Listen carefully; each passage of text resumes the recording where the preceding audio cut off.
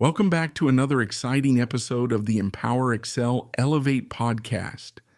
This is episode 6, Continuous Learning, and today we're diving into something that builds on the robust foundation we laid in episode 5. Understanding adult learning styles isn't just a neat theory. It's crucial for creating a thriving, high-performing workplace. When you know how your team learns best, you can craft growth and development strategies that resonate with them. And this isn't just about making your employees happy, it's about driving business efficiency, cutting turnover, and igniting innovation and profits. When people engage in learning that's designed explicitly for them, they're more motivated, more productive, and far more likely to stick around for the long haul. So if you haven't tuned into episode 5 yet, pause, go back, and check it out. Trust me, understanding how adults learn is the game changer that unlocks success for your business. Now let's dive in. Creating a robust learning and development plan is a must for fostering growth, retaining top talent, and staying competitive in today's fast-paced world. But where do you start? What key elements must you consider as you build, monitor, and refine this plan? That's precisely what we're breaking down today. Let's get into it. Step 1, creating the plan. First things first, building the actual plan. Start by defining the goals of your learning and development strategy. What are you trying to accomplish? Are you focusing on leadership development, technical skills, or fostering better team communication? Make sure your goals align with your company's overall mission and values. Once you have your goals, identify the resources and tools you'll need. Will you offer online courses, in-person training, mentorship programs, or a combination? Be sure to tailor the learning options to your employees' needs and preferences. If you've already done the work in episode 5 to understand adult learning styles, you'll know that offering a variety of learning methods is essential to cater to different preferences. Next, determine how you'll structure the plan.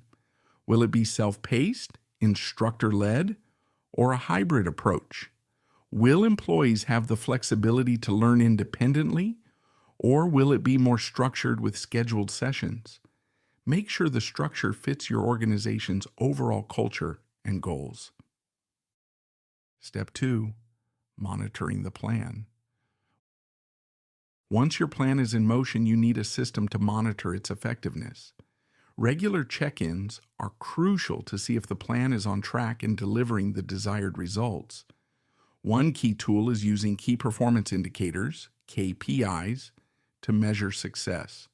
For example, are employees demonstrating improved skills or contributing more effectively to team goals?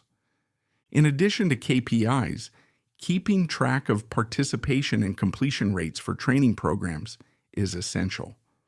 Are employees engaging with the learning opportunities you've provided? Are they completing the courses? This data will give you valuable insights into what's working and what needs adjustment. Step 3, gathering feedback. You can't improve what you don't measure, so gathering feedback from employees is crucial. This can be done through surveys, one-on-one interviews, or informal check-ins to understand how the learning plan resonates with them. Ask your employees questions like, how relevant was this training to your day-to-day role? What could we do better? Were the materials and resources helpful?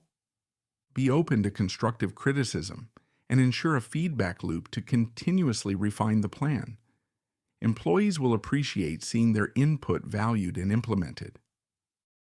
Step 4, applied knowledge, peer coaching, and teaching.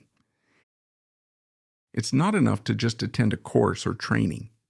The actual test of any learning plan is whether employees can apply that knowledge in real-world scenarios. This is where peer coaching and teaching come into play. Peer coaching allows employees to share insights, exchange ideas, and solve problems.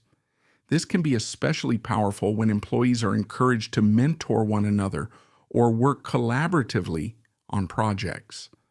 When employees can teach others what they've learned, it reinforces the material and helps create a learning culture within the organization. Consider setting up small groups or mentorship pairings where employees can lean on each other for support and growth. When employees feel like they have a network to rely on, they're more likely to engage with the learning and development process. Step 5. Pros and cons of different types of learning plans.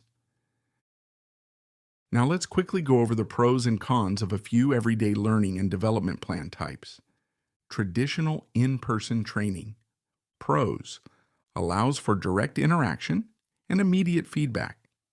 Great for team building exercises and hands-on learning. It can be customized to specific skills and knowledge.